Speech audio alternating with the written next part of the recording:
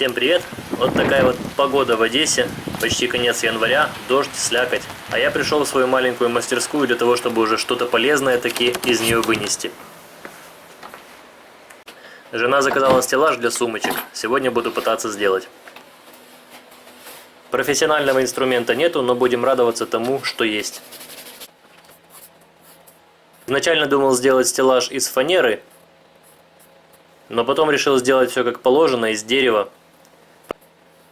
Правда, особо дерева хорошего не имею, у меня осталось после стройки где-то примерно чуть меньше полкуба сосны. Буду ее обрабатывать и пытаться из нее сделать красивый стеллажик. Высота стеллажа будет 2 метра, ширина 82, глубина 28.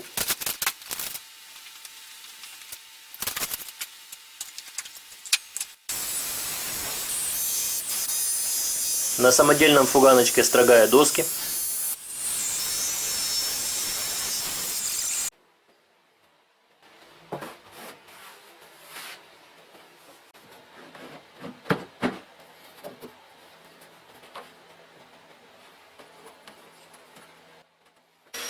И на циркулярке распускаю их на ножки, или опорные столбики, как правильно.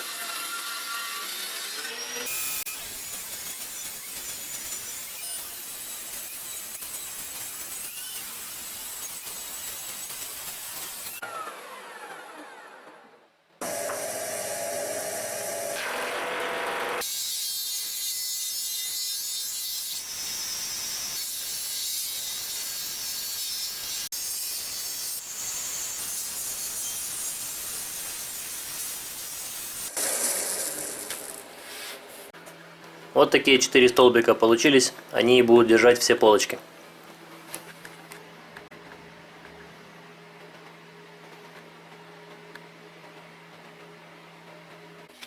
Ширина будет 82, но я оставляю 85 немножко с запасом, для того, чтобы после склейки можно было правильно обрезать по размеру.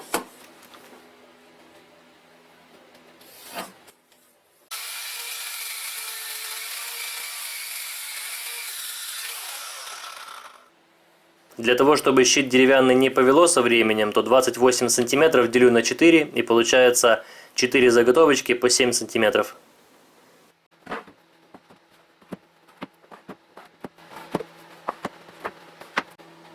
Такие минусы, конечно, буду обрезать, чтобы в готовые изделия они не попали. Все выгнившие и вывалившиеся сучки буду удалять.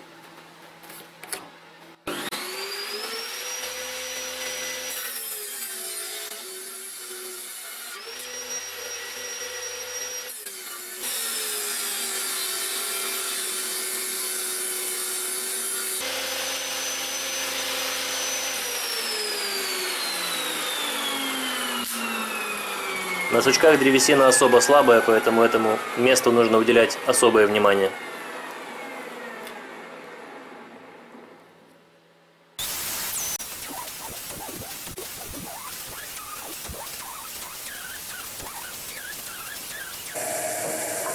Финальное строгание перед склейкой щитов.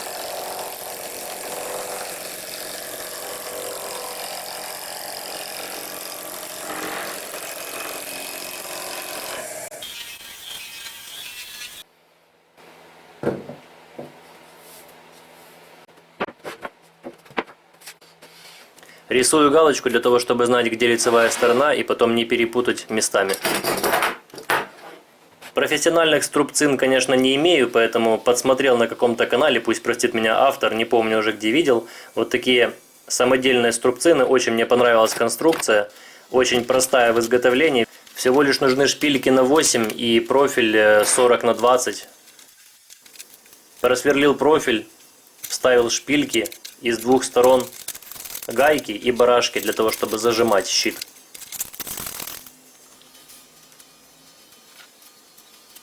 Очень простая и надежная конструкция. Сдавливает вполне неплохо. Смотрю, чтобы клей везде выступил. Но в одном месте что-то плоховато намазал. Надеюсь, что на качество не отразится. Когда клей подсох, удаляем его, чтобы потом легче было дерево обрабатывать.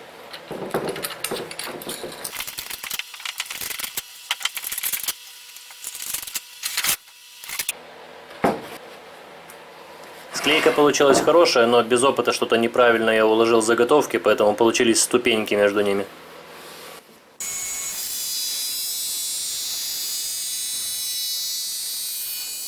Но правда после строгания щит получился идеально ровным.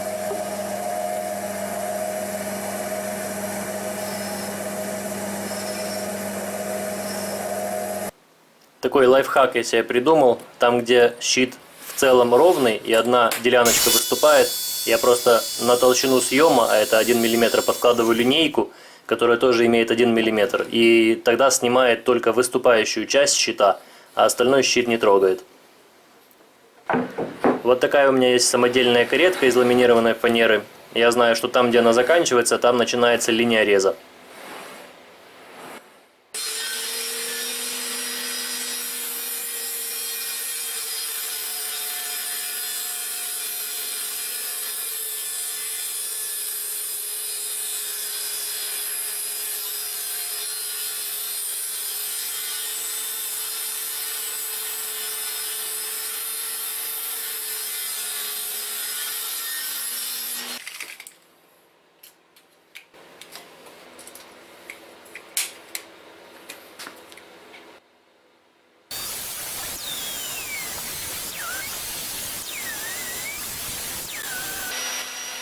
Заодно протестирую качество склейки щитов на этом кусочке.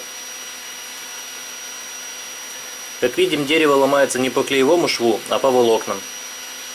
Значит, склейка правильная.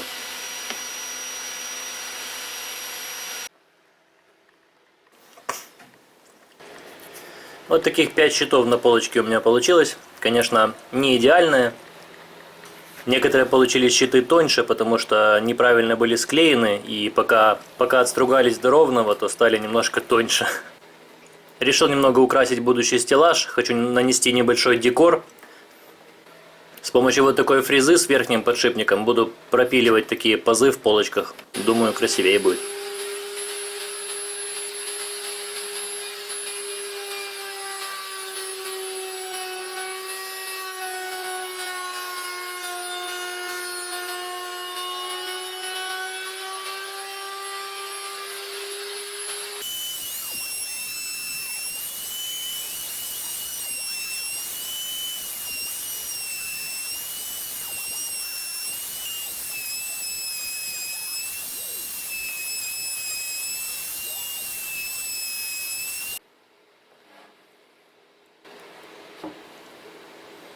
Вот примерно так получилось. Дальше шлифовка.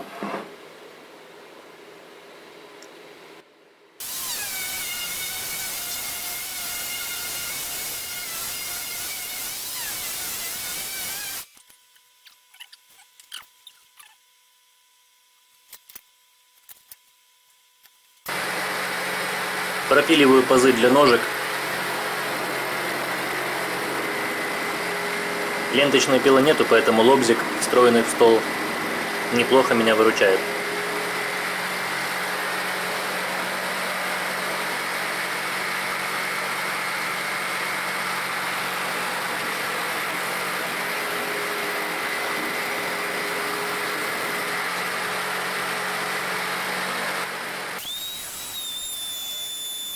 Такой же декор наношу на опорные столбы.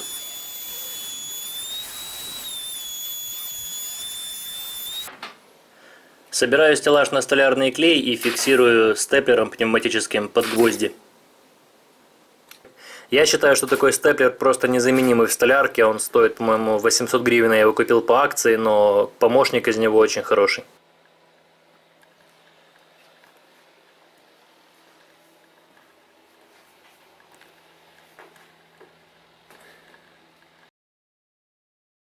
Так, в принципе, неплохо получилось, но в одном месте промахнулся, немножко больше пропилил. И где-то на миллиметр ножка углубилась. Ну, думаю, не критично. Дальше займусь декором боковинок и задней части стеллажа. Для этого деревянной палочки шириной 2 на 2 см буду крестом собирать.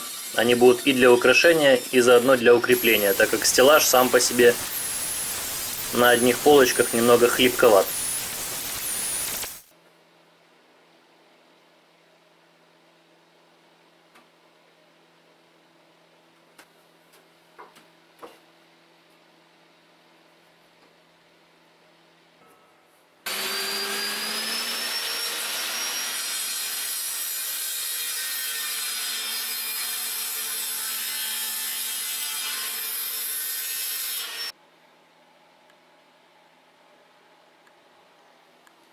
Вот такая красота получается.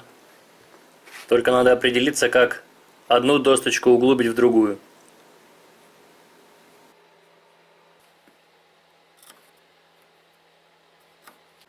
Поставил буквы от А до З, чтобы не сбиться, в какое место тот или иной крестик пойдет, так как все равно разбежность пару миллиметров присутствует. С помощью вот такой пазовой фрезы буду пропиливать пазик, собственно, на половину глубины заготовки, чтобы одна в другую входила за подлицо.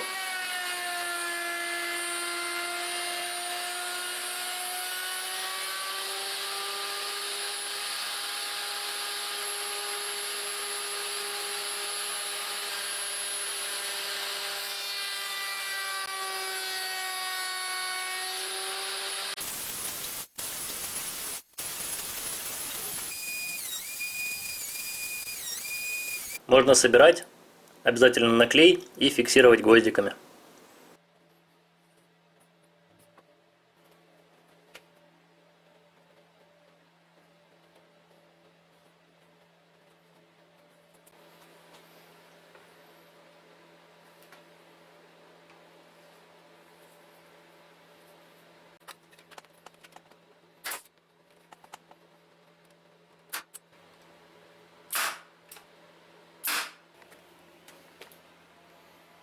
Вот так все выглядит. В принципе, подогнано все более-менее неплохо. Ну, конечно, как для первого раза.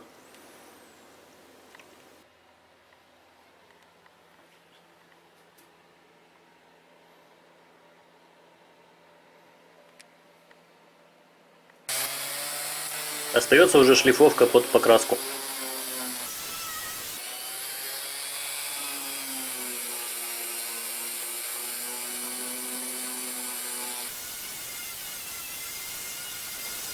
В основном шлифую шлифмашинкой, в труднодоступных местах шлифую кусочком наждачной бумаги.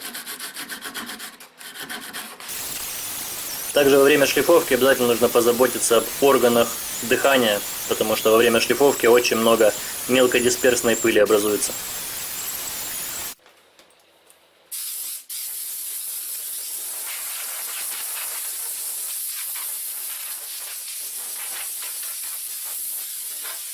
Вот такие некрасивые отверстия образовываются после степлера, и в принципе их нужно заделать шпаклевкой по дереву. Она у меня есть, но я решил это не делать, потому что все равно стеллаж будет утапливаться в нише, и с боков он не будет просматриваться. Изначально красить хотел маслом, но жена увидела в интернете такой стеллажик в белом цвете, очень ей понравилось, поэтому она попросила сделать именно в белом. Но для меня желание заказчика – закон.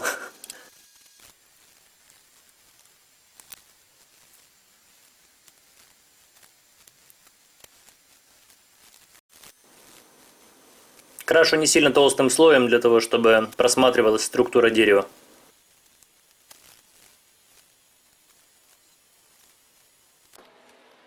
Ну и вот, друзья, все, готовое изделие, покрашенное. Вот, смотрите, все хорошо видно. Все можно рассмотреть.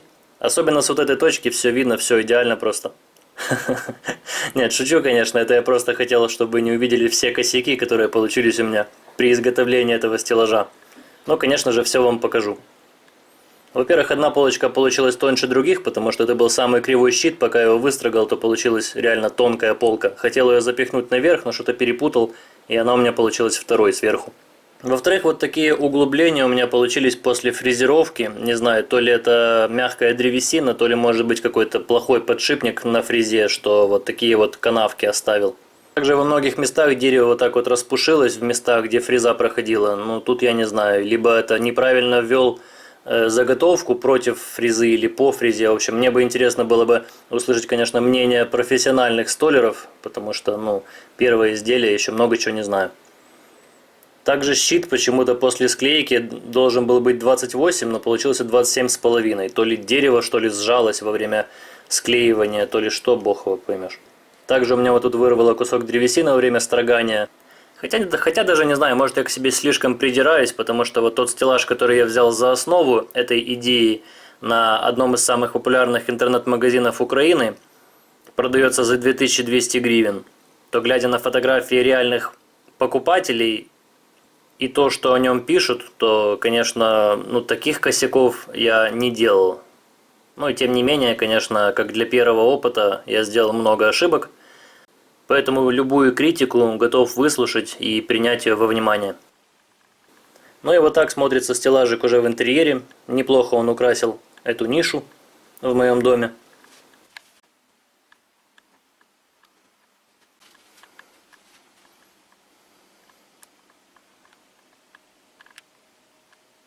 Спасибо большое, друзья, за просмотр. Подписывайтесь на канал. Всем хорошего дня. Пока.